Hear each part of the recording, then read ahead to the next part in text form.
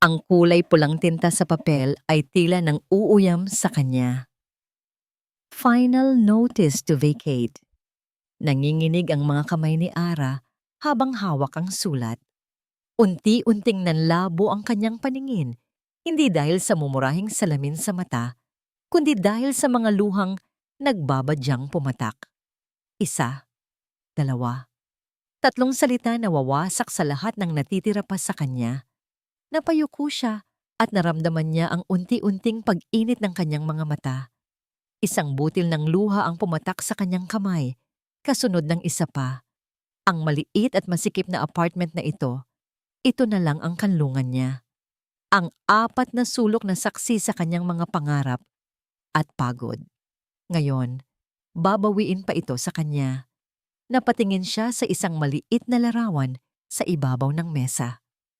Ang kanyang nanay at tatay nakangiti. Ipinangako niya sa kanila na aalagaan niya ang sarili niya, na magiging matatag siya. Ngunit paano? Paano kung ang mismong pundasyon na tinatayuan niya ay guguho na? Sa gitna ng kanyang panlulumo, biglang tumunog ang kanyang mumurahing cellphone. Isang nakakabiinging ingay sa katahimikan ng kanyang pagdurusa. Isang hindi rehistradong numero. Marahil ay isa na namang ahente na maniningil ng utang. Gusto niya itong huwag pansinin. Ngunit may kung anong puwersa ang nag-udyok sa kanya na sagutin ito. "Hello," mahinang sabi niya. "Is this Miss Ara Reyes?" Tanong ng isang boses ng babae sa kabilang linya. Formal, malamig, may awtoridad. "Oo po, ako nga po ito. My name is Cynthia, the executive assistant of Doña Consolacion Sandoval. My employer would like to request your presence for a private interview this afternoon at 2 o'clock sharp." Napakunot ang noo ni Ara. Sandoval. Ang pangalan ay pamilyar. Isang pamilya na madalas lumabas sa mga business magazine. Mga milyonaryo. Ano naman ang kailangan nila sa isang tulad niya? "Pasensya na po, ma'am, pero baka nagkakamali po kayo ng tinawagan." "We don't make mistakes, Miss Reyes. May isang sasakyan na susundo sa iyo sa labas ng iyong apartment building sa loob ng 1 oras. Please be ready." Bago pa man siya makasagot, ibinaba na ang tawag. Naiwan si Ara na tulala. Hawak pa rin ang cellphone. Pag-asa ba ito? O isang malupit na biro ng tadhana? Wala nang ibang pagpipilian, nag-ayos siya ng sarili. Isinuot niya ang kanyang pinakadesenteng damit at hinintay ang sinasabing sasakyan. At tulad ng sinabi, isang itim at makintab na kotse ang huminto sa tapat niya. Eksakto makalipas ang 1 oras. Ang biyahe ay tahimik. Bawat metro na inilalayo niya sa kanyang magulo at maingay na mundo ay nagdadala sa kanya sa isang lugar na tila sa panaginip lang niya nakikita. Matataas na pader, malalaking gate na bakal, at sa loob, isang mansyon na mas malaki pa sa buong building ng apartment niya. Dinala siya ni Cynthia sa isang opisina na amoy mamahaling libro at lumang kahoy. At doon, nakaupo sa likod ng isang malaking mesa, ay si Doña Consolacion Sandoval, isang babae na may edad na, ngunit bakas sa tindig ang kapangyarihan. Ang bawat kilos niya ay may bigat. "Miss Reyes," sabi ng Donya, ang kanyang mga mata ay tila sinusuri ang kaloob-looban ni Ara. "Alam ko ang sitwasyon mo, ang iyong mga utang, ang eviction notice." Napayuko si Ara, ramdamang hiya. "Hindi ako narito para husgahan ka," patuloy ng Donya. "Narito ako para mag-alok ng isang kasunduan." Inilatag ni Doña Consolacion ang isang folder sa mesa. "Ang anak ko, si Lian. 5 taon na siyang nakakulong sa kanyang silid, sa kanyang wheelchair, matapos ang isang trahedya." Huminto ang Donya at sa isang saglit, nakita ni Ara ang bakas ng sakit sa mga mata nito. "Sinubukan ko na ang lahat. Mga doktor, mga therapist, walang gumana. Sumuko na siya sa buhay. Ang kailangan ko ay isang tao na kayang ibalik ang liwanag sa mga mata niya. Ang kailangan ko ay isang tao na may pasensya at determinasyon. Itinulak ng Donya ang folder palapit kay Ara. "In return for your service," sabi niya sa malamig na tono, "ang bahay at lupa na iyon, sabay turo sa mga dokumento, at isang halaga na sapat para simulan mo ang isang bagong buhay ay magiging sayo." Napatitig si Ara sa mga papel, isang titulo ng lupa, isang bank statement. Ang mga numerong nakasulat ay hindi niya kayang kitain kahit sa 10 buhay pa. Ito ang sagot sa lahat ng kanyang mga dasal, isang milagro. Ngunit may kapalit, isang mabigat na kapalit. "Gusto niyo po akong maging tagapag-alaga niya?" tanong ni Ara. "Higit pa roon," sagot ng Donya. "Gusto kong maging dahilan ka para bumangon siyang muli. Gawin mo ang lahat." Dinala si Ara sa isang pasilyo patungo sa isang malaking pinto na gawa sa kahoy. Huminto si Cynthia at sinenyasan siyang pumasok. Dahan-dahan niyang itinulak ang pinto. Ang silid ay madilim. Ang tanging liwanag ay nagmumula sa isang maliit na siwang sa bintana. May amoy ng kalungkutan sa hangin. At sa gitna ng kadiliman, nakita niya ang isang anyo. Isang lalaki, nakaupo sa isang wheelchair, nakatalikod sa pinto, nakatingin sa labas ng bintana. Si Lian Sandoval. Tumayo si Ara doon. Hindi alam ang sasabihin. Ang katahimikan ay nakakabingi. Pagkatapos ng ilang sandali, nagsalita ang lalaki. Ang boses niya ay mag-aspang at puno ng pait, nang hindi man nang lumilingon. "Isa ka pa sa mga binayaran ng nanay ko para magpanggap na may pakialam sa akin. Umalis ka na." Ang pader. 4 na pader. Araw-araw. Ito ang mundo ni Lian. Ang bintana sa kanyang kanan na nagpapakita ng isang hardin na hindi na niya kayang tapakan. Ang pinto sa kanyang kaliwa na sumisimbolo sa isang mundong tinalikuran na niya. At ngayon, may bagong anino sa kanyang silid. Isang anino na may pangalang Ara Reyes. Narinig niya ang pagbukas at pagsara ng pinto kanina. Ngunit nanatili siyang nakatalikod. Bawat bagong tagapag-alaga na ipinapadala ng kanyang ina ay pare-pareho lang. Mga matang puno ng awa, mga ngiting pilit, mga salitang walang katuturan. Isa pa siya sa kanila. Bayad para magpanggap. Isinandal niya ang ulo sa kanyang wheelchair. Ang amoy ng silid na ito, amoy ng gamot, alikabok, at lumang alaala, ay ang tanging pamilyar sa kanya. Ngunit ngayon, may halong kakaibang amoy. Amoy ng murang sabon. Amoy ng isang taong galing sa labas. Isang manloloko. Bigla, isang alaala ang sumilay sa kanyang isip. Isang boses. Isang sigaw sa loob ng kotse. "Hindi mo ako maintindihan."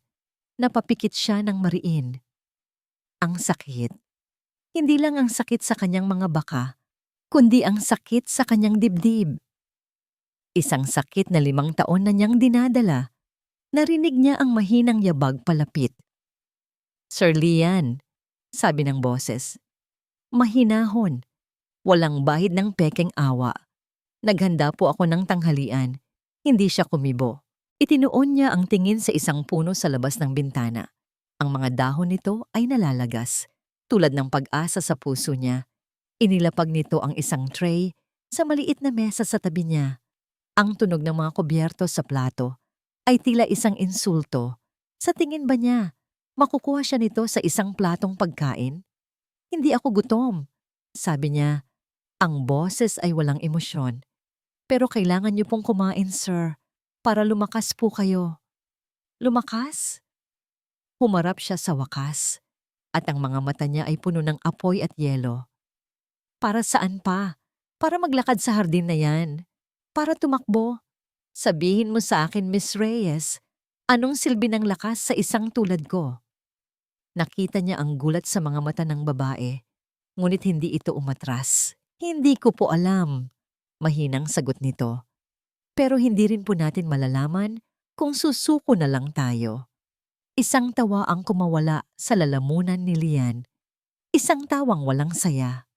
Sumuko. 5 taon na akong talunan. At ikaw na binayaran lang ng nanay ko ay magsasabi sa akin yan. Sa sobrang galit, iwinasiwas niya ang kanyang kamay at tinabig ang tray. Narinig niya ang malakas na lagabog ng nabasag na plato at ang kalansing ng mga kubyertos sa sahig. Ang sabaw ay kumalat sa mamahaling carpet. Tinitigan niya si Ara. Naghihintay. Naghihintay ng sigaw. Ng reklamo. Ang pag-iyak. Naghihintay na makita ang takot sa mga mata nito para umalis na ito at wag nang bumalik. Ngunit wala. Yumuko lang si Ara Reyes. Kumuha ng basahan mula sa dala nitong cart at nagsimulang maglinis. Tahimik. Walang imik. Ang katahimikan nito ay mas nakakabingi kaysa sa anumang sigaw. Nakakabaliw. Bakit hindi siya umaalis? Bakit hindi siya nagrereklamo? Ano pang ginagawa mo dyan? Sigaw niya. Hindi ka ba nandidiri? Hindi ka ba natatakot? Hindi ito tumigil sa paglilinis. Parte po ito ng trabaho ko. Simpleng sagot nito, hindi nakatingin sa kanya. Ang simpleng sagot na yon ang nagtulak sa kanya sa sukdulan, ang pagiging kalmado nito. Ang pagtanggap. Ayaw niya ng pagtanggap. Ang gusto niya ay iwanan siyang mag-isa sa kanyang miserableng mundo. Sa tabi niya ay isang maliit na estante ng mga libro. Dinampot niya ang pinakamakapal na libro na abot ng kanyang kamay at ibinato ito ng buong lakas sa direksyon ng pader. Isang malakas na kalabog ang umaling-aungaw sa silid. Hindi niya gustong tamaan ito. Ngunit ang libro ay tumama sa pader. Ilang pulgada lang mula sa ulo ni Ara bago bumagsak sa sahig. Tumigil ito sa paggalaw. Dahan-dahan, itinaas nito ang kanyang ulo at tumingin sa kanya. Sa mga mata nito, sa unang pagkakataon, nakita ni Lian ang isang emosyon na hindi niya inaasahan. Hindi takot, kundi lungkot. Ang tunog ng bumagsak na libro ay umalingaw-ngaw sa kanyang tainga. Ilang minuto matapos itong mangyari. Nanatiling nakayuko si Ra. Ang mga kamay ay nakahawak sa basahan. Hindi takot ang naramdaman niya, kundi awa. Isang malalim na awa para sa lalaking pilit tinatakpan ng galit ang napakatinding sakit. Dahan-dahan siyang tumayo. Tinapos ang paglilinis at lumabas ng silid nang walang imik. Kinabukasan, kinausap niya si Doña Consolacion. Mahirap po, aminado ni Ara. Ang boses ay matatag sa kabila ng lahat. Mahirap pong pumasok sa isang mundong matagal nang isinara. Tinitigan siya ng Donya, ang mga mata ay mapanuri. Gusto mo na bang sumuko? Umiling si Ara. Hindi po. Pero siguro po, mali ang paraan ko. Hindi ko po siya dapat piliting lumabas. Siguro, ang kailangan niya lang ay isang kasama sa loob. Mula sa araw na yon, nagbago ang lahat. Hindi na niya tinatanong si Lian kung gusto ba nitong kumain o kung ano ang nararamdaman nito. Papasok siya sa silid sa umaga, maglalagay ng pagkain sa mesa at magsasabing, "Nandito lang po ang pagkain, sir." Pagkatapos, uupo siya sa isang silya sa sulok ng malaking silid-aklatan ni Lian, magbubuklat ng libro at magbabasa ng tahimik. Hindi siya nagsasalita, hindi siya nang iistorbo. Isa lang siyang presensya, isang anino na hindi nanghihimasok. Noong una, ramdam niya ang titig ni Lian, isang titig na puno ng pagtataka at hinala. Ngunit hindi siya lumingon. Nagpatuloy lang siya sa pagbabasa. Isang hapon, habang nag-aayos siya ng ilang gamit, sinubukan niyang basagin ang katahimikan. "May nabasa po akong joke kanina," sabi niya, habang nakatalikod pa rin kay Lian, nagkukunwaring abala sa pagpupunas ng alikabok. Ano raw ang sabi ng isang pader sa kabilang pader? Huminto siya. Walang sagot. Nagpatuloy siya na may pilit na ngiti sa labi. "Eddie, meet you at the corner." Katahimikan. Napabuntong hininga na lang si Ara. Ngunit hindi siya tumigil. Kinabukasan, Habang nagdidilig siya ng mga halaman sa labas, may nakita siyang isang maliit na paso na may halos tuyo ng halaman. Dinala niya ito sa loob ng silid ni Lian. Kawawa naman ito kung maiiwan sa labas. Sabi niya habang inilalagay ang paso sa tabi ng bintana. Kailangan din niya ng araw, kahit konti. Hindi niya tiningnan si Lian, ngunit sa gilid ng kanyang mata, nakita niya ang bahagyang paggalaw ng ulo nito na tila sinusundan ang bawat kilos niya. Lumipas ang mga araw. Ang katahimikan ay naging isang uri ng normal na bagay sa pagitan nila. Minsan, habang nagbabasa si Ara, magkukwento siya, hindi para kay Lian, kundi para sa hangin. Noong bata po ako, panimula niya isang araw, ang tingin ay nasa librong hawak. Lagi po akong umaakyat sa puno ng bayabas ng kapitbahay namin. Sabi ng nanay ko, para daw akong pusang hindi marunong bumaba. Isang beses, nahulog po ako. Ang sakit po ng bagsak ko. Pero alam niyo po kung anong mas masakit? Yung sermon ng nanay ko pag-uwi. Ngumiti siya sa sarili niyang alaala. Pero pagkatapos niya akong sermonan, ginamot niya po lahat ng sugat ko. Ganoon daw po talaga ang pagmamahal. Minsan kailangang pagalitan ka para maalala mong mag-ingat. Patuloy siya sa pagbabasa, nawala sa sariling mundo. At sa gitna ng katahimikan ng malaking silid, may narinig siya. Isang mahinang tunog. Hindi isang tawa, hindi rin ubo. Parang isang pagsinghal na may kasamang konting-konting aliw. Napahinto si Ara sa paghinga. Hindi siya lumingon. Ayaw niyang sirain ng sandali. Ngunit sa kauna-unahang pagkakataon, sa loob ng maraming linggo, isang tunay na ngiti ang sumilay sa kanyang mga labi. Isang butil ng pag-asa ang nagsimulang tumubo. May bago ng ritual si Lian. Nagkukunwari siyang nakatingin sa labas ng bintana. Ngunit ang totoo, ang mga mata niya ay nakasubaybay sa bawat kilos ni Ara Reyes. Pinapanood niya kung paano nito dinidiligan ang maliit na halaman sa paso. Bawat patak ng tubig, bawat pag-aalis ng tuyong dahon, ginagawa nito iyon na may kakaibang atensyon na para bang ang maliit na halaman na iyon ang pinakamahalagang bagay sa mundo. Peke. Lahat ito ay peke. Sabi ng isang parte ng isip niya, ginagawa niya lang yan dahil kasama yan sa binabayad sa kanya. Pero may isa pang parte sa kanya, isang boses na matagal nang natutulog, ang nagtatanong, kailangan ba talagang gawin yan? Ang pag-aalaga sa isang halos patay ng halaman. Isang hapon, habang nagbabasa ito sa kanyang sulok, narinig niya itong may kausap sa telepono. Ang boses nito ay mahina, puno ng pag-aalala. Opo, inay. Opo, kumain na po ako. Kumusta po si Bunso? Umiinom ba siya ng gamot niya sa tamang oras? Pakisabi po sa kanya, pag-ipunan ko lang yung bagong sapatos na gusto niya. Opo, inay. Mahal na mahal ko po kayo. Natahimik si Lian. Iyon ang unang pagkakataon na narinig niya ang totoong boses ni Ara. Hindi ang boses ng isang tagapag-alaga, kundi ang boses ng isang anak, ng isang ate. Puno ng pagmamahal na hindi kayang bilhin ng pera. At sa unang pagkakataon, naramdaman ni Lian ang pagkalito. Sino ba talaga ang babaeng ito? Kinagabihan, dinalaw siya ng pamilyar na mga demonyo. Sa kanyang panaginip, bumalik siya sa gabing iyon.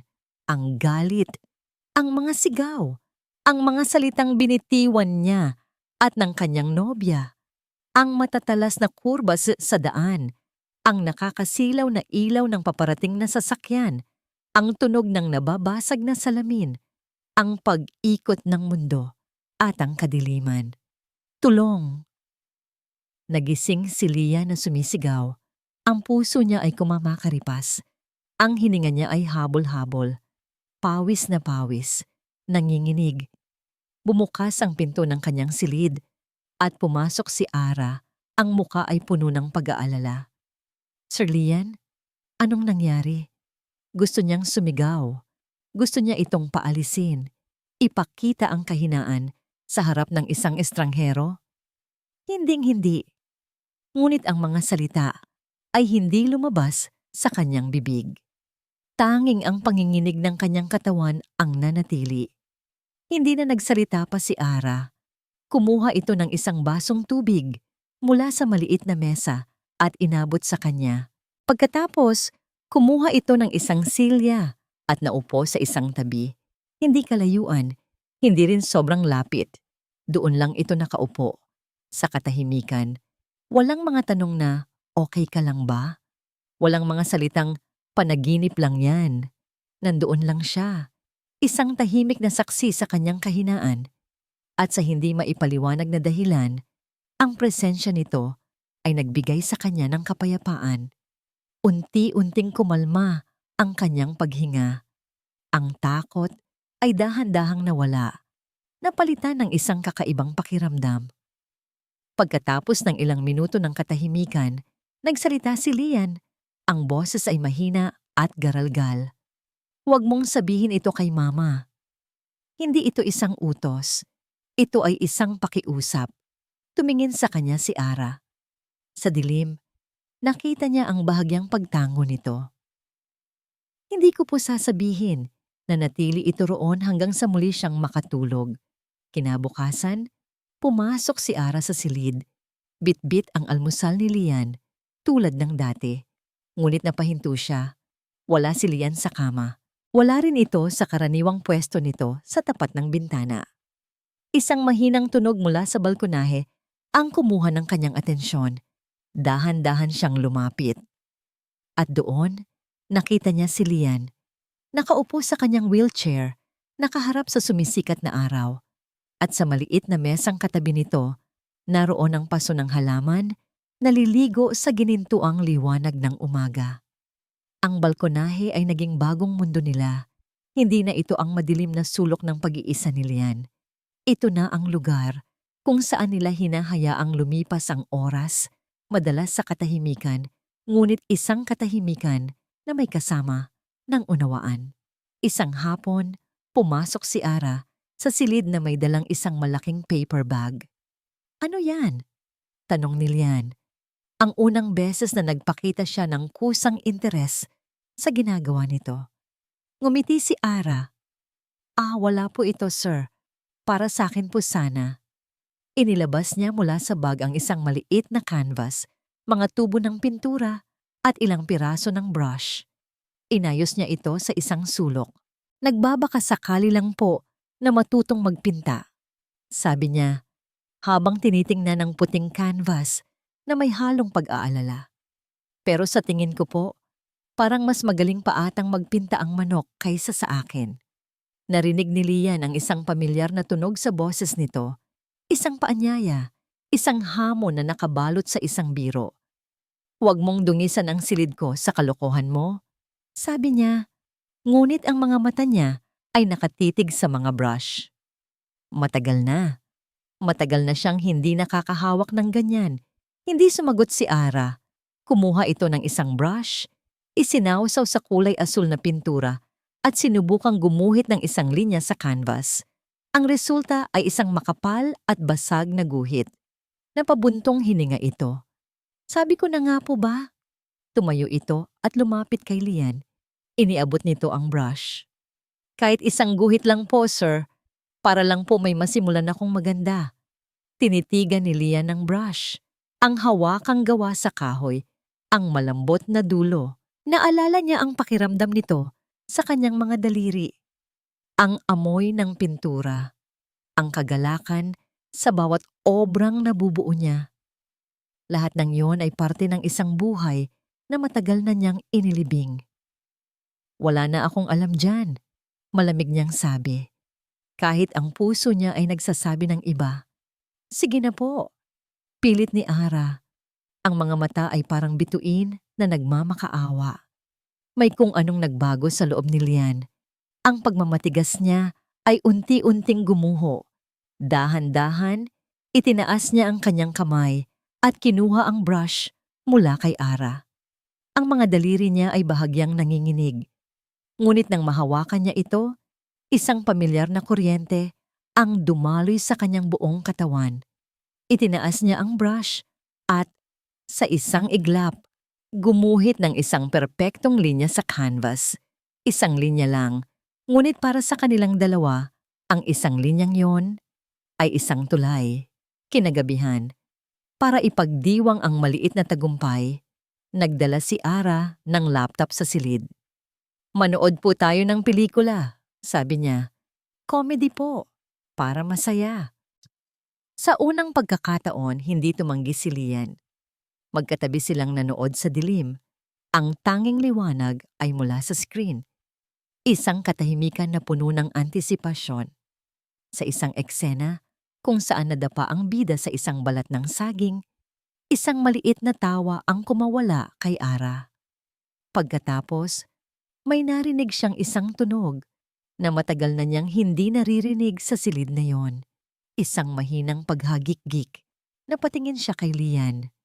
At doon, sa dilim, nakita niya ang mga balikat nito na bahagyang umuuga.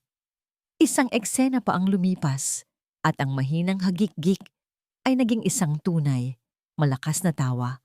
Isang tawa na umaling-awngaw sa buong silid, tinaboy ang lahat ng lungkot at pait na namuo doon sa loob ng 5 taon. Napahinto sa paghinga si Ara. Ang tunog na yon, mas maganda pa yon sa anumang musika. Nang matapos ang pelikula, nanatili sila sa kanilang mga pwesto.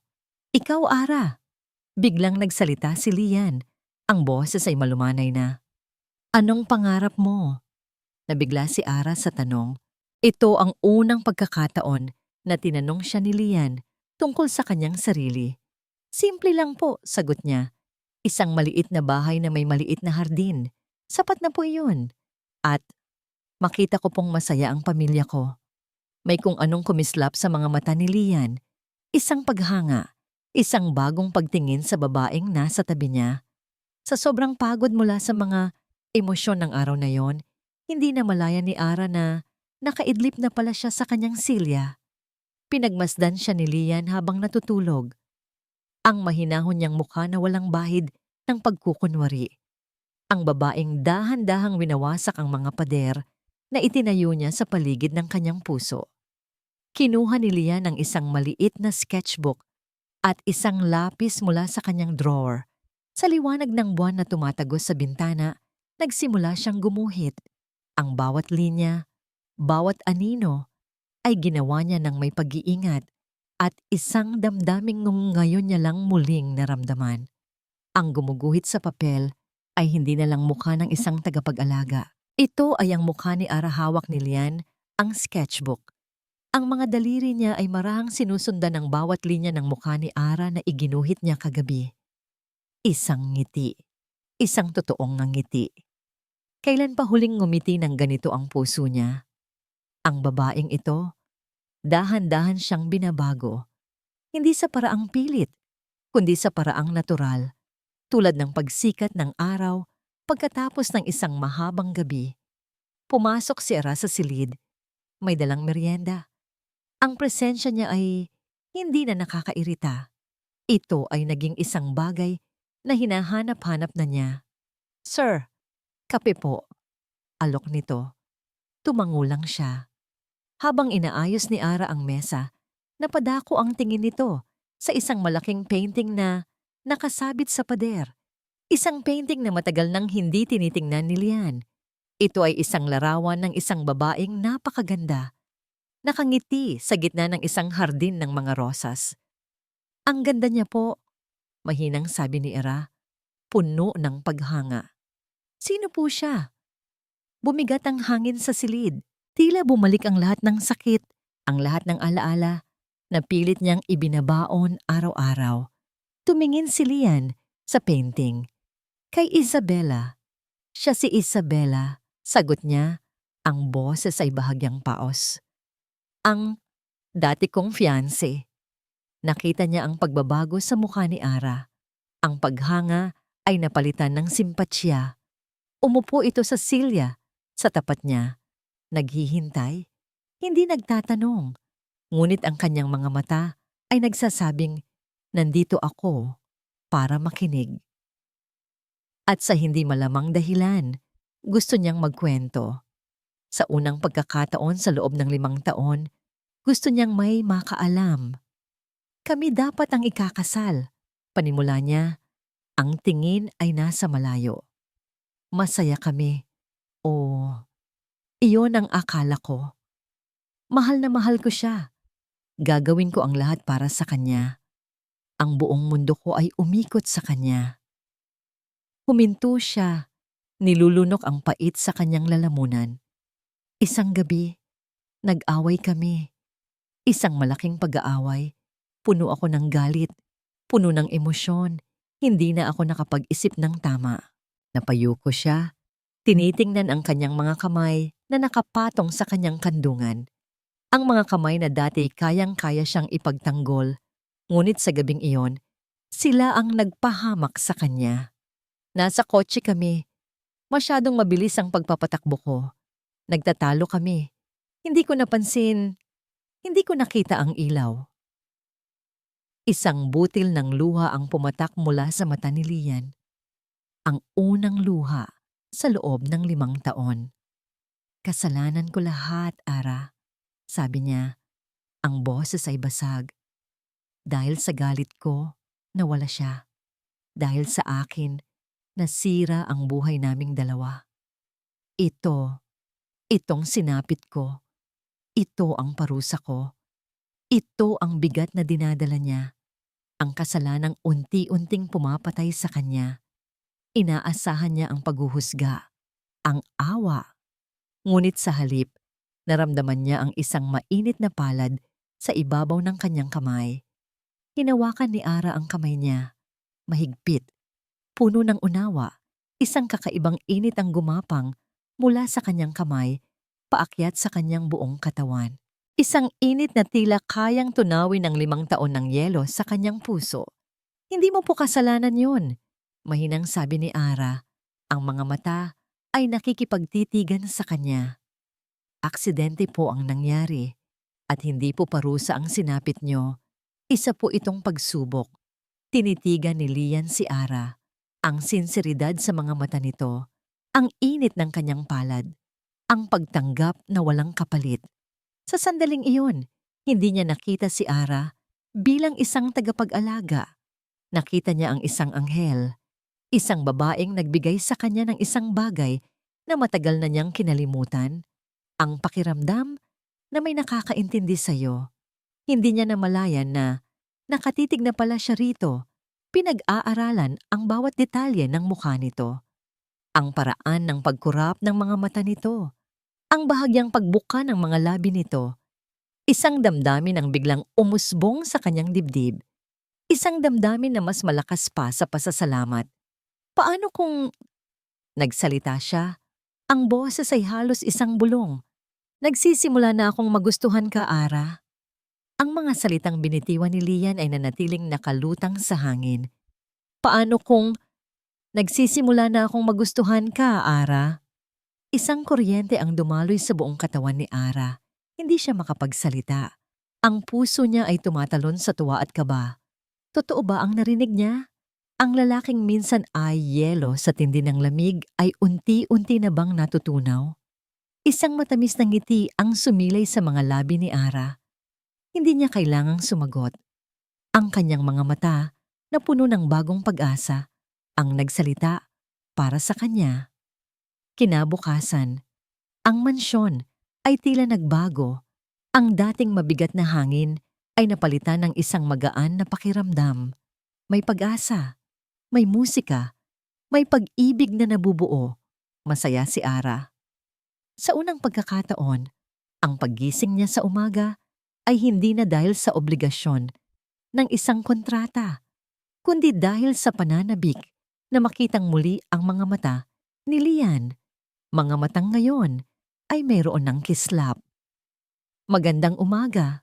Masiglang bati ni Ara pagpasok sa silid ni Lian, may dalang almusal. Ngumiti si Lian, isang nangiting abot hanggang sa kanyang mga mata. Magandang umaga rin sa'yo. Ang mga sandali nila ay napuno ng mga kwentuhan at tawanan. Itinuloy ni Lian ang pagpipinta at sa bawat hagod ng brush, tila nabubura ang mga bakas ng kalungkutan sa kanyang puso. Si Ara naman ay laging nasa tabi niya.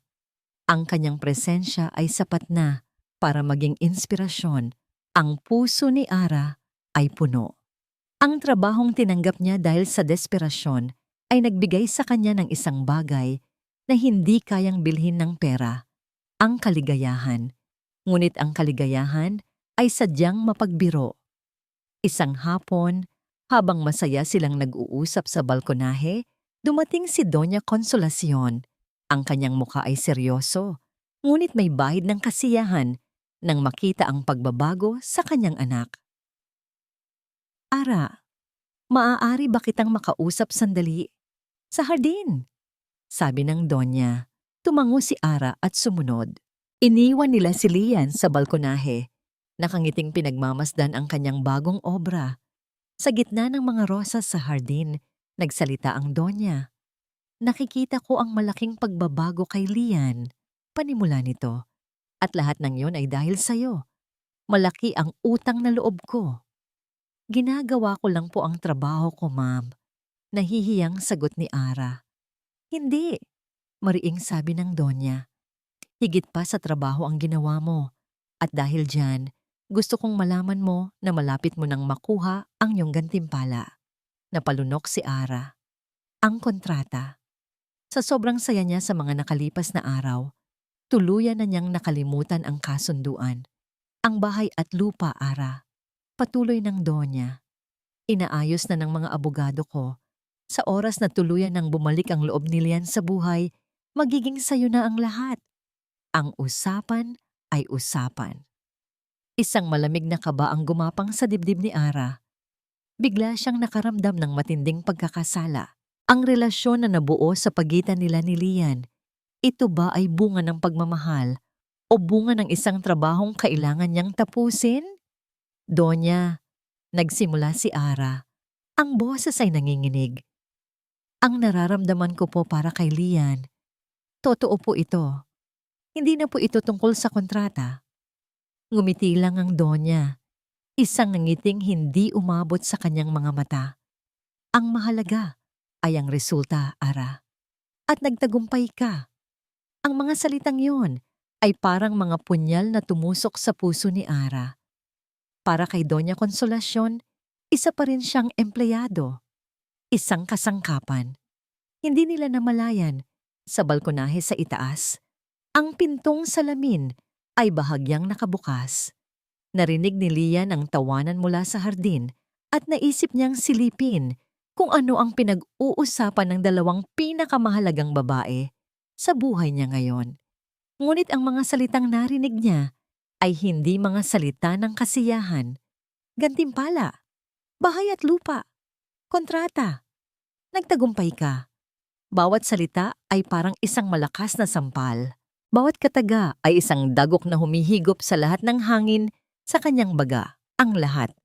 Ang mga ngiti, ang mga tawa, ang pag-aalaga, ang paghawak sa kanyang kamay. Ang mga sandaling akala niya ay totoo. Isa lang palang malaking kasinungalingan, isang trabaho, isang transaksyon. Binayaran siya para mahalin siya. Ang brush na hawak niya ay nalaglag mula sa kanyang nanginginig na kamay. Ang kulay pulang pintura ay kumalat sa sahig na parang dugo. Ang pader na dahan-dahang giniba ni Ara sa paligid ng kanyang puso ay muling bumangon sa isang iglap. Ngunit ngayon, mas mataas ito. Mas matibay at nababalot ng matutulis na tinik ng pagtataksil. Nanlalaki ang mga mata, maputla ang mukha, at may isang luhang pumatak. Si Lian Sandoval ay nakatitig sa kawalan. Ang puso niya, sa pangalawang pagkakataon ay wasak na wasak.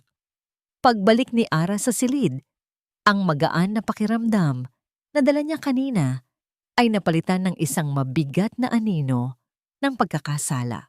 Paano niya sasabihin kay Lian? Paano niya ipapaliwanag na ang lahat ng nagsimula sa isang kasunduan ay naging isang totoong pagmamahal? Ngunit hindi na niya kinailangan pang magsalita. Naabutan niya si Lian sa gitna ng silid, hindi gumagalaw. Ang mga mata ay nakatitig sa sahig kung saan kumalat ang pulang pintura. Ang mukha niya ay walang emosyon. Isang nakakakilabot na katahimikan ang bumalot sa kanya. Lian, tawag ni Ara. Ang boses ay nanginginig. May problema ba? Dahan-dahan, itinaas ni Lian ang kanyang tingin. At sa mga mata niya, nakita ni Ara ang isang bagyo. Isang bagyo ng galit, sakit at pagkasuklam. Problema? Ulit niya. Ang boses ay sobrang lamig. Wala, Ara. Walang problema. Sa katunayan, dapat kitang batiin. Napakunot ang noo ni Ara. Batiin para saan? Congratulations, sabi ni Lian. May sarkastikong nangiti sa kanyang mga labi. Magaling ka. Napakagaling mong artista. Napaniwala mo ako. Ang puso ni Ara ay nagsimulang kumabog ng napakabilis. Alam na niya, Lian, magpapaliwanag ako. Magpapaliwanag? Isang malakas na tawa, walang kagalakan, ang kumawala sa kanya. Wag na. Narinig ko na ang lahat. Ang usapan, ang kontrata, ang gantimpala. Pumunta si Lian sa isang drawer at may kinuha mula roon. Isang folder. Ang parehong folder na ipinakita sa kanya ni Doña Consolacion nung unang araw. Ibinato niya ito sa paanan ni Ara. Ang mga papel ay nagkalat sa sahig. Ayan, sigaw niya. Ayan ang pinaghirapan mo. Ang premyo para sa napakagaling mong pag-arte. Isang bahay at lupa para sa pagpapanggap na mahal mo ang isang lumpo. Hindi totoo yan. Di totoo yan. Umiiyak na, sabi ni Ara. Totoo ang nararamdaman ko para sa'yo. Totoo. Sigaw ni Lian. Ang boses ay basag na sa sakit. Tulad ng pagiging totoo ni Isabela.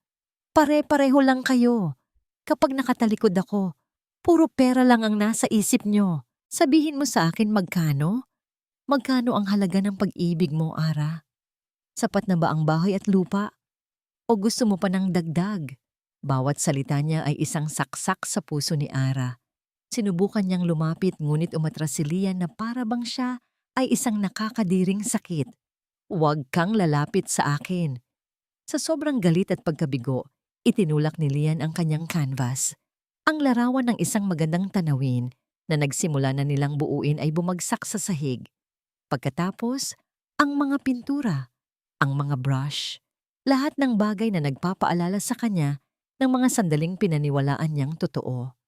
Pinulot ni Ara mula sa sahig ang maliit na sketchbook, ang larawan niya na iginuhit ni Lian. At ito, tanong niya, ang mga luha ay walang tigil sa pagagos. Kasama rin ba ito sa pag-arte mo? Tinitigan ni Lian ang drawing. Isang saglit, nakita ni Ara ang sakit sa mga mata nito. Ngunit mabilis itong napalitan ng galit. Isang pagkakamali. Sabi niya, ang mga salita ay tila lason. Isang malaking pagkakamali. Tulad mo. Ang sakit. Ang sakit ay hindi na makayanan. Umalis ka sa pamamahay ko, sabi ni Lian. Ang boses ay mahina, ngunit puno ng bigat. Tumingin siya sa mga mata ni Ara. Ang sarili niyang mga mata ay puno ng luha ng galit. Umalis ka! Ngayon din! Ang sigaw niyang yon, ang huling salitang narinig ni Ara, bago tuluyang gumuho ang kanyang mundo. Ang sigaw ni Lian ay tila isang pader na humarang sa pagitan nilang dalawa. Isang pader na hindi na kayang tibagin ng anumang salita o luha. Wala nang nagawa si Ara kundi ang tumango. Basang-basa ang kanyang mukha sa luha habang dahan-dahan siyang tumalikod. Bawat hakbang palayo kay Lian ay parang 1,000 karayom na tumutusok sa kanyang puso. Nagsimula siyang mag-impake. Ang iilang damit niya ay inilagay niya sa luma niyang bag. Ang bawat bagay sa silid na iyon ay isang paalala ng kaligayahang ninakaw sa kanya. Ang silya kung saan siya laging nakaupo habang nagbabasa. Ang bintana kung saan nila unang pinanood ang pagsikat ng araw. Ang paso ng halaman na ngayon ay malago na. Lumabas siya ng silid, hindi na lumingon pa. Ayaw na niyang makita ang mga matang puno ng pagkasuklam na nakatitig sa kanya. Habang naglalakad siya sa mahabang pasilyo, nasalubong niya si Doña Consolacion. Ang mukha ng matanda ay walang emosyon, ngunit sa mga mata nito may bakas ng pagsisisi. Ara, umiling lang si Ara. Wala na siyang lakas para magsalita. Iniabot niya ang susi ng kanyang silid sa Donya. Aalis na po ako. Iyon lang ang nasabi niya. Paglabas niya ng mansyon, kasabay noon ang pagbuhos ng malakas na ulan. Tila nakikidalamhati ang langit sa kanya. Wala siyang payong, wala siyang sasakyan, wala siyang direksyon. Naglakad lang siya. Bawat patak ng ulan na tumatama sa kanyang balat ay tila sinusubukang hugasan ng sakit, ngunit hindi nito kaya. Ang sakit ay nasa loob, nakaukit sa kanyang puso, wala sa sarili. Nakarating siya sa kanyang dating apartment building. Ang lugar kung saan nagsimula ang lahat, ngunit wala na rin siyang babalikan doon. Umupo siya sa isang waiting shed, basang-basa, nanginginig sa ginaw at sa pait. Tinitingnan niya ang mga sasakyang dumadaan, ang mga taong nagmamadali. Ang mundo ay patuloy sa pag-ikot, habang ang mundo niya ay huminto at gumuho. Nawala sa kanya ang lahat. Ang ipinangakong bahay at lupa, ang pera, ang pagkakataong magsimula ng bagong buhay. Pero hindi iyon ang pinakamasakit. Ang pinakamasakit ay ang pagkawala ni Lian. Ang pagkawala ng pag-ibig na akala niya ay totoo. Ang pagkawala ng tiwalang sinira niya. Inilabas niya mula sa kanyang bulsa ang nag-iisang bagay na dinala niya mula sa mansyon. Ang gusot na papel mula sa sketchbook. Ang larawan niya na iginuhit ni Lian. Pinagmasdan niya ito sa gitna ng kanyang mga luha. Ang mga mata sa drawing ay nakangiti, puno ng pag-asa. Sino ang babaeng ito? Hindi na niya kilala. Sa gitna ng kanyang pagdurusa, tumunog ang kanyang cellphone, isang pamilyar na numero. Si Cynthia, ang assistant ni Doña Consolacion. Mrs. Reyes, sabi ng formal na boses sa kabilang linya. Pinapapunta ka ni Doña sa kanyang opisina bukas ng umaga para kunin ang iyong final compensation at para pirmahan ang termination contract. Compensation, bayad pinsala. Termination contract, katapusan. Ibinaba ni Ara ang tawag. Niyakap niya ang sarili. Sinusubukang hanapin ang init na matagal nang nawala. Nasa pinakamababang punto na siya ng kanyang buhay. Talo. Wasak. Nag-iisa. Wala nang natira sa kanya kundi ang basag niyang puso at ang isang pirasong papel na nagpapaalala sa kanya ng isang pag-ibig na sinira ng isang kasinungalingan. Kinabukasan, tumila na ang ulan. Ngunit ang kalangitan ay nanatiling kulay abo. Tila isang salamin ng nararamdaman ni Ara. Hindi siya natulog buong gabi. Magdamag siyang nakaupo sa malamig na sahig nang tinutuluyan niyang munting kwarto. Yakap-yakap ang kanyang mga tuhod. Ngunit sa pagitan ng mga luha at paghihinagpis, isang desisyon ang nabuo sa kanyang puso. Isang desisyon na hindi nagmula sa desperasyon, kundi sa isang bagay na mas malalim. Sa dignidad. Pumunta siya sa opisina ni Doña Consolacion. Ang damit niya ay simple lang, ang parehong damit na suot niya nang una siyang tumapak sa lugar na ito. Ngunit ngayon, ang kanyang tindig ay iba na. Wala na ang kaba, wala na ang pag-aalinlangan. Naabutan niya ang Donya na nakaupo sa likod ng malaking mesa nito, tulad ng dati. Sa ibabaw ng mesa ay may 2 dokumento. Isang termination contract at isang tseke. Maupo ka, Ara, sabi ng Donya. Ang boses ay walang emosyon, ngunit ang mga mata ay tila may gustong sabihin. Hindi umupo si Ara, nanatili siyang nakatayo. Pumunta lang po ako para sabihing hindi ko na kailangan yan, sabi ni Ara. Ang boses ay mahinahon ngunit matatag. Napakunot ang noo ng Donya. Ano ang ibig mong sabihin? Ang kontrata, ang pera. Hindi ko po tatanggapin. Itinulak ng Donya ang tseke palapit sa kanya. Ito ang napag-usapan.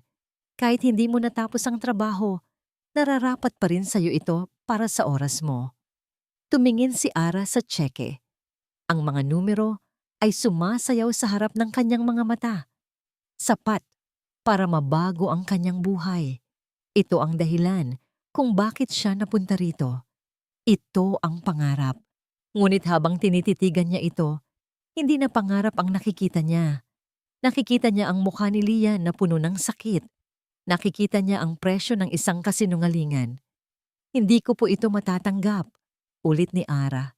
Kinuha niya ang termination contract. Kinuha niya ang pluma sa ibabaw ng mesa.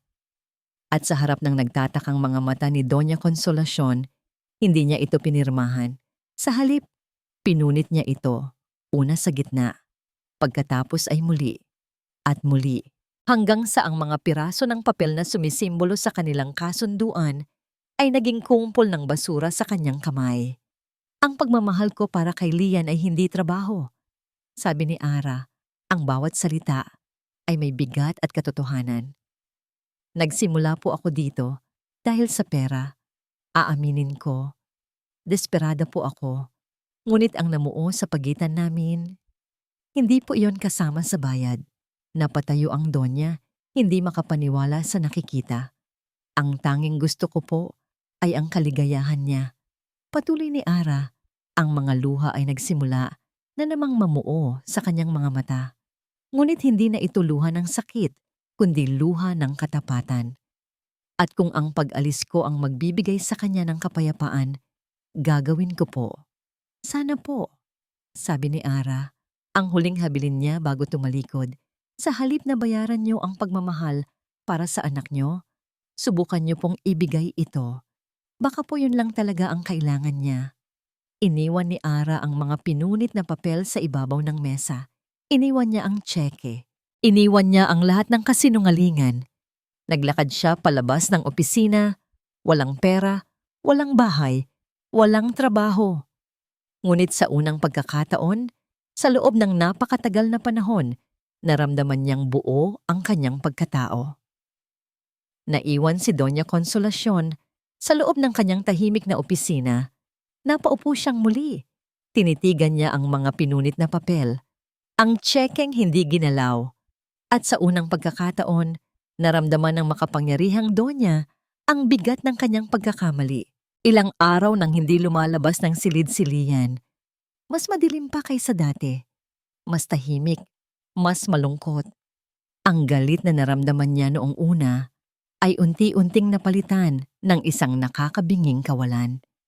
Hinahanap-hanap niya ang boses ni Ara, ang kanyang mga tawa, ang kanyang presensya. Ang katahimikan ngayon ay hindi nakapayapaan. Ito ay isang parusa. Tinitigan niya ang drawing ni Ara na gusot-gusot na sa sahig. Pinulot niya ito. Sinubukan niyang hanapin ang pagkukunwari sa mga linyang iginuhit niya, pero wala siyang makita. Ang nakikita lang niya ay ang sinseridad na minsan niyang pinaniwalaan. Totoo ba talaga ang lahat? O isa lang akong matandang tanga na nagkamali? Biglang bumukas ang pinto. Pumasok ang kanyang ina. Sa mga mata ni Doña Consolacion, wala na ang karaniwang awtoridad. Napalitan ito ng isang bagay na matagal nang hindi nakikita ni Lian. Kahinaan. Anak, sabi ng Donya, ang boses ay mangibo ay mahina. Hindi kumibo si Lian. Naupo ang kanyang ina sa silyang laging inuupuan ni Ara. Nagkamali ako. Panimula ng Donya.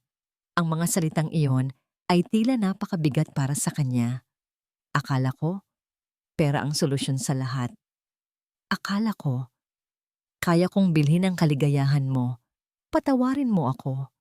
Isang sarkastikong tawa ang kumawala kay Lian. Ngayon niyo lang naisip yan? Hindi pinansin ng Donya ang pait sa boses ng anak. Sa halip, inilahad nito ang mga piraso ng pinunit na papel. Ang kontrata. Pumunta siya rito kanina, sabi ng Donya. Tinanggihan niya ang lahat. Ang bahay, ang pera. Pinunit niya ang kontrata sa harap ko. Napatigil si Lian. Tinitigan niya ang mga piraso ng papel. Sabi niya, patuloy ng kanyang ina, ang pagmamahal niya sa'yo ay hindi trabaho at totoo iyon. Parang isang malakas na sampal ang mga salitang yun kay Lian. Kung pera lang ang habol ni Ara, bakit niya tatanggihan ang lahat? Bakit niya iiwan ang isang bagay na halos abot kamay na niya? Maliban na lang kung totoo ang lahat ng sinabi nito. May iniwan din siyang sulat para sa'yo, sabi ng Donya, at iniabot ang isang nakatuping papel. Nanginginig ang mga kamay ni Lian habang kinukuha ang sulat. Binuksan niya ito. Ang sulat kamay ni Ara. Pamilyar. Malinis. Lian, hindi ako susulat para humingi ng tawad. Alam kong nasaktan kita at walang salita ang makakapagbura noon. Isinulat ko ito dahil may isang bagay kang kailangang malaman. Ang pinakamalaking kasalanan ko ay hindi ang pagpirma sa kontrata. Ang pinakamalaking kasalanan ko ay ang hindi pagsabi sa iyo ng totoo noong nagsimula nang maging totoo ang lahat. Natakot ako. Natakot akong mawala ka sa oras na malaman mo. At sa huli, nawala ka rin dahil sa takot kong yon. Hindi ko hinihiling na patawarin mo ako. Ang hinihiling ko ay patawarin mo ang sarili mo. Hindi mo kasalanan ang nangyari sa nakaraan. At hindi mo kasalanan na nagtiwala ka sa akin. Ang kasalanan ay nasa akin. Sa amin ng nanay mo. Sana dumating ang araw na mahanap mo ulit ang liwanag kahit wala na ako sa tabi mo. Maging masaya ka, Lian. Yun lang ang tanging gantimpala na gusto kong matanggap. Nagmamahal. Ara bawat salita ay isang patak ng mainit na tingga sa puso ni Lian. Ang mga luhang pinigilan niya sa loob ng maraming araw ay bumuhos na. Umiyak siya. Hindi dahil sa galit, kundi dahil sa matinding pagsisisi. Napakabobo niya, napakabulag niya. Hinayaan niyang talunin ng nakaraan, ang kasalukuyan niyang dapat sana ay masaya. Tumingala siya, ang mga mata ay basang-basa at tumingin sa kanyang ina. At pagkatapos, sa drawing ni Ara, dinampot niya ang kanyang telepono mula sa mesa.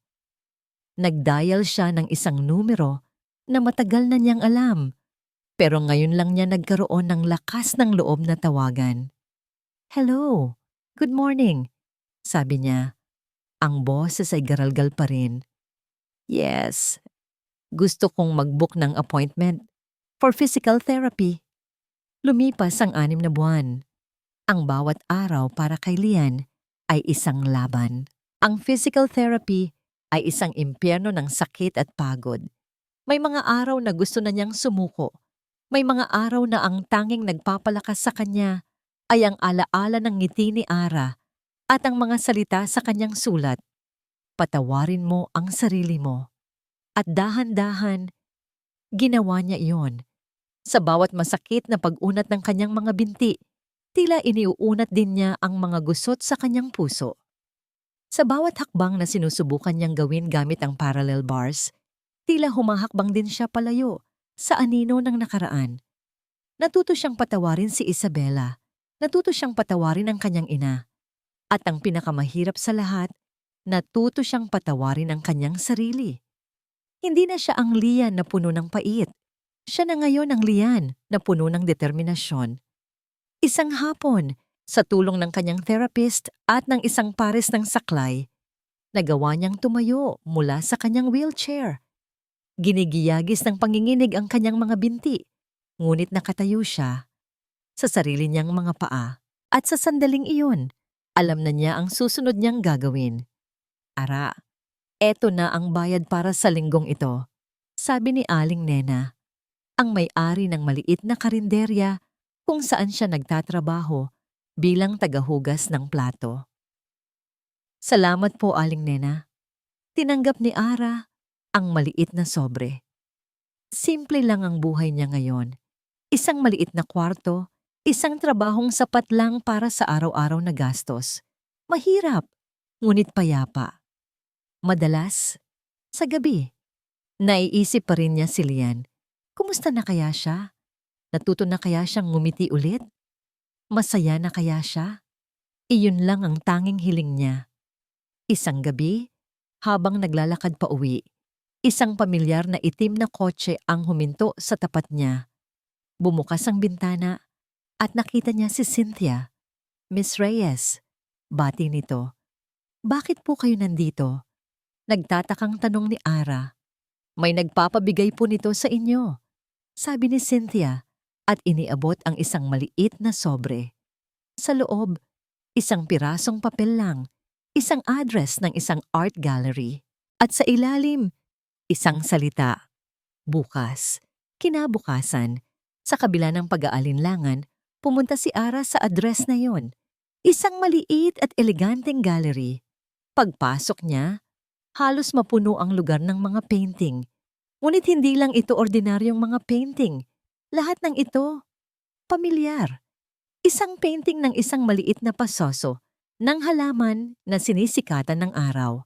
Isang painting ng isang babaeng natutulog sa silya habang nanonood ng pelikula.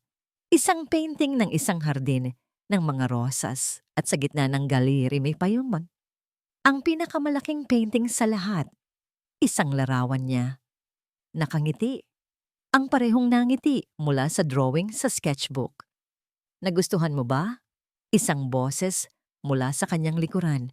Isang boses na 6 na buwan niyang pinanabikan. Dahan-dahan siyang lumingon.